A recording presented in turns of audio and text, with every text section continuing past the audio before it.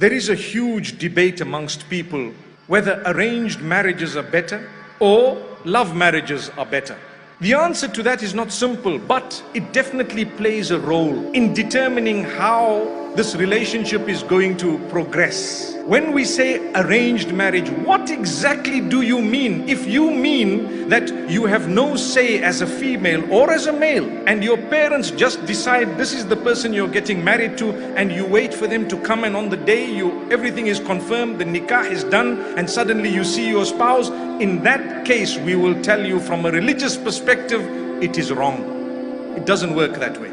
But if you are saying an arranged introduction, whereby the parents say, you know what, my son, you're ready to get married.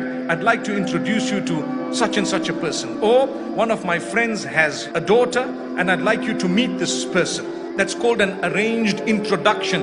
And I'd like to think in the case of a lot of us that still applies. In fact, it's not a bad way of doing things. It's probably considered more durable for the marriage when there is an arranged introduction.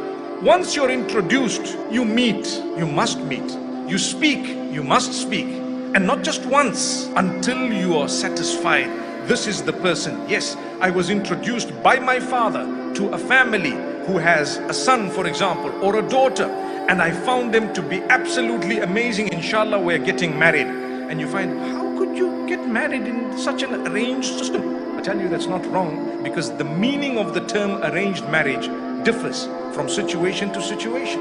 In this case, it was an arranged introduction. You have the right to decline. My beloved parents here, if your child has declined someone, please support them, stand up for them, and don't shove it down their throats. It's not you getting married, it's them getting married. You might want to ask them, oh, but why? They might give you a reason. The reason might be strong, it might not be strong. But at the same time, if you are going to shove it down their throats, how do you expect there not to be family problems that you cannot resolve?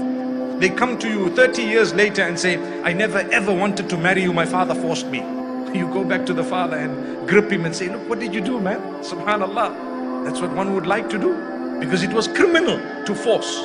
So my brothers and sisters, then when it comes to what is known as the love marriages of today, the pros and cons of it, we need to realize it's easy to be fooled. So very early in that relation, you better introduce some of your family members to this individual so that they are able to guide you as to what they may notice, because the eye of love does not notice the flaws initially.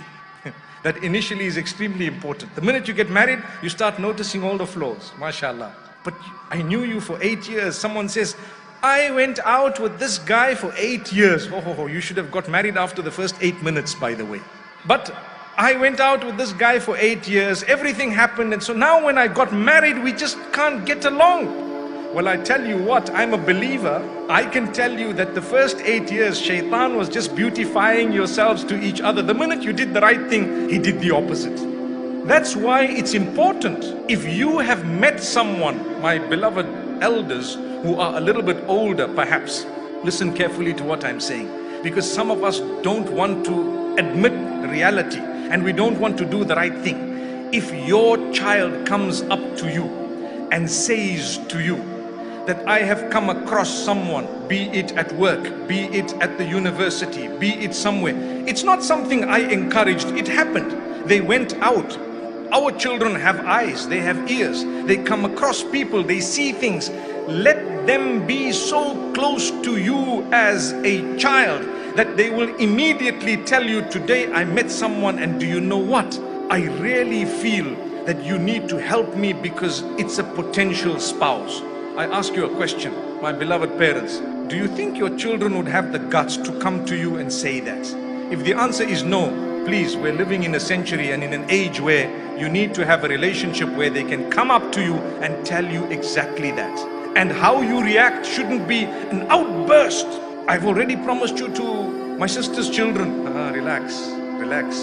You promised who? By the way, who is getting married here? Is it you or me? That's the question.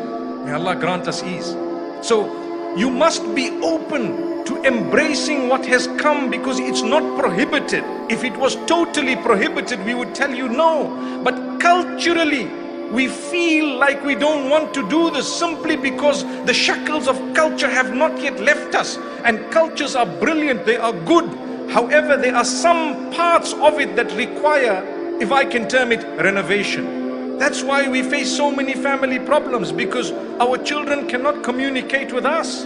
You love them, talk to them. Let them come and tell you the most absurd thing ever. Don't have an emotional outburst as a result of what they've just said.